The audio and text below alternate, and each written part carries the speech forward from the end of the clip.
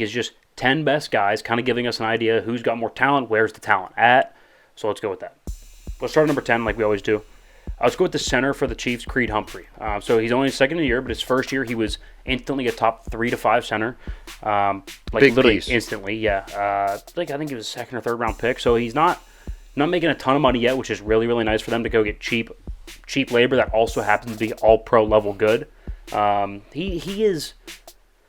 He's your ideal center. He's a big dude, real stocky. He doesn't have a lot of, not a lot of height to him, but he's a big, thick guy. And he's just really, really good run blocker. Good for the middle of the middle of the offensive line there. The importance of a center, I think it's overlooked so 100%. often, especially when you have a great quarterback like Patrick Mahomes.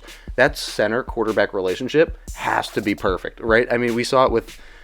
I mean, it was somewhat noticeable when Pouncey retired and Ben had to switch up centers.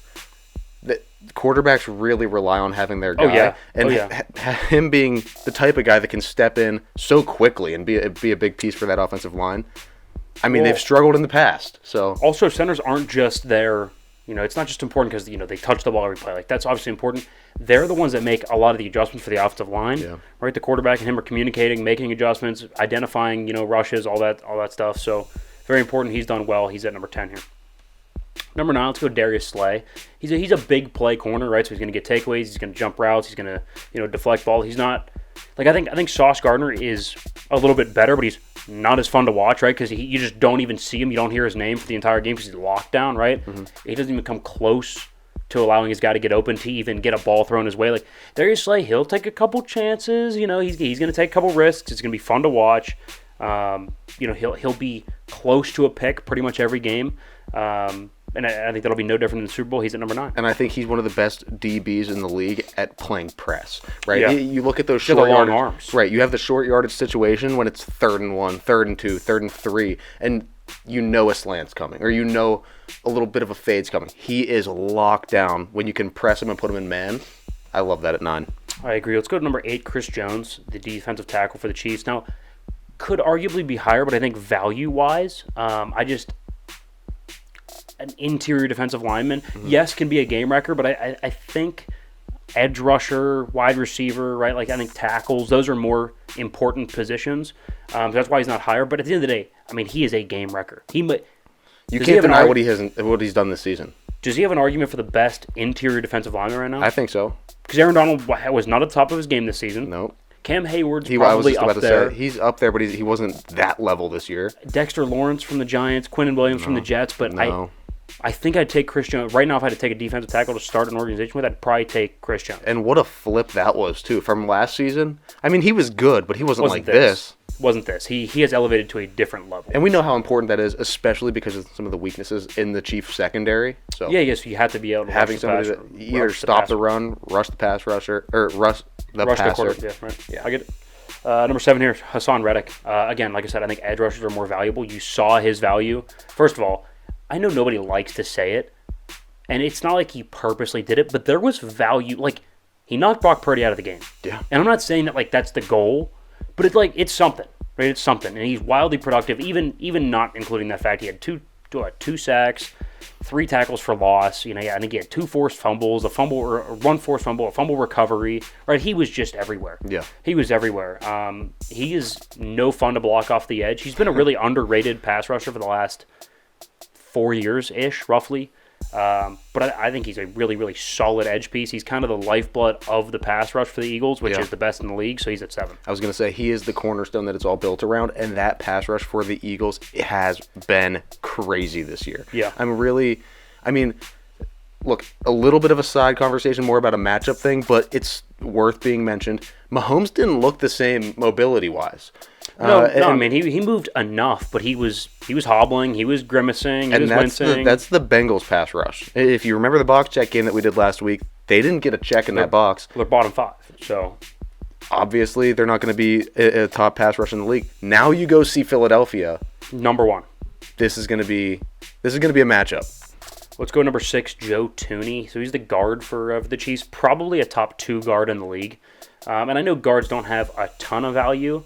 But I think for this offense, he does. Mahomes up the middle does not handle pressure well. That's also why Creed Humphrey's on this list, right? Yeah. Up the middle, and this is just for most quarterbacks. Brady's always notoriously been like this. Up the middle pressure is a really, really good way to throw a quarterback off his spot. When Mahomes can't kind of step up, right? If he has to go outside, like, around the back of the pocket, now he's 15 yards behind the line of scrimmage trying to make a play. He can do it because he's great, but he's better when he can step up and evade left to right, where he's right near the line. He can kind of run a little bit. He can still throw. Yeah. So I think Tooney up front on the interior of the offensive line is wildly important for Mahomes, especially with him being hampered. So I think that's why he's at 6. 100% agree. That protecting your franchise guy like that, especially in these big moments, so that he can have the time and awareness to see what's going on, make those big plays and make those special plays. It's that little stuff that goes unnoticed up front a lot of the times. But 100%. One of the most important pieces for sure. Number 5, A.J. Brown. I think he's a top 5 receiver. I really do. I think he's a top 3 after the catch. You can't deny that. He's a top 3 yak guy, yards after catch. Just impossible to bring down. He can high point the football. He'll beat you deep. He can beat you on slants. He's no fun to tackle on the open field, so you can throw him a screen pass. He can really do a whole lot of everything. He's got a really nice route tree. And I don't think it's a coincidence that he has jumped this much. So do you think he's the best acquisition from this last offseason? Because he has an argument, right? I mean, leaving Tennessee for what they got him for.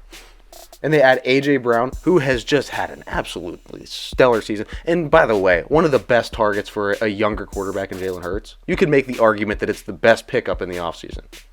That's fair. All right, number 4. So. By the way, you're going to notice that I'm going to piss a lot of people off here with this list.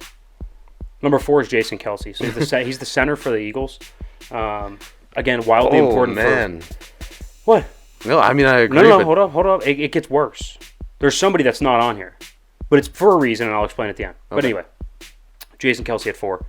Center for the Eagles. He's behind a lot of what they want to do, running the football. Yeah. He's kind of the soul, the leader of that offensive line.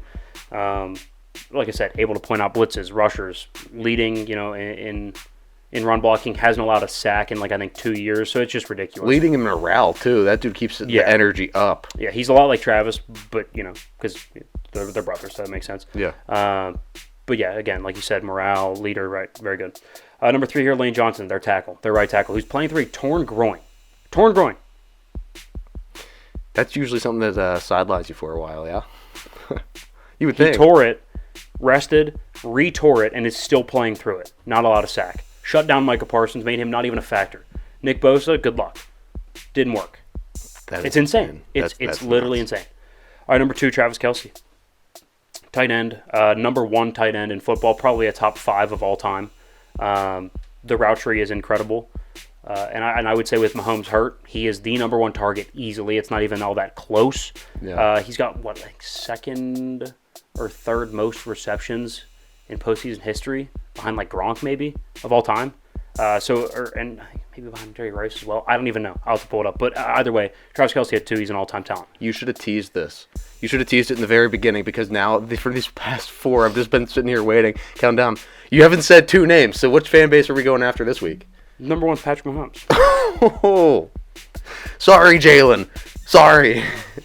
So Mahomes is 1 because despite the injury, he put up a stat line and a performance that is almost inhuman. Yeah. It's 105 pass rating, 300 plus yards, 2 touchdowns, no picks, 106.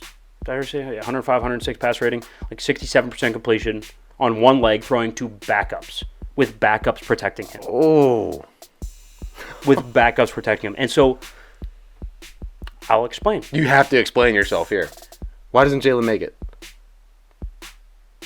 So, call me crazy. He's been more complimentary. He's been more. So, okay, let me get into it. So, I'll start here. I will concede that maybe I could hear the argument for him above Creed Humphrey or Darius Slay, but at best that puts him at 9. So I'm just going to say that. Let's start with why he's low right now. 1, I'm not sure of his health. Right, he completed about 60-ish% of his throws this past weekend, 120 yards. Right, wasn't super effective. Now I know he can run, that's great, but at the end of the day, in the playoffs, you have to deliver from the pocket. Right, you saw from the Super Bowl, Mahomes running around for his life was not able to lead him to victory against the Bucs. Right, you have to be able to deliver in the biggest moments. Think about the most iconic plays. Big Ben delivering to Santonio Holmes. Even Eli Manning. I know it's a scramble, but at the end of the day, it's the throw to David Tyree. It's the throw up the sideline to Mario Manningham. Like, it is the throws that matter.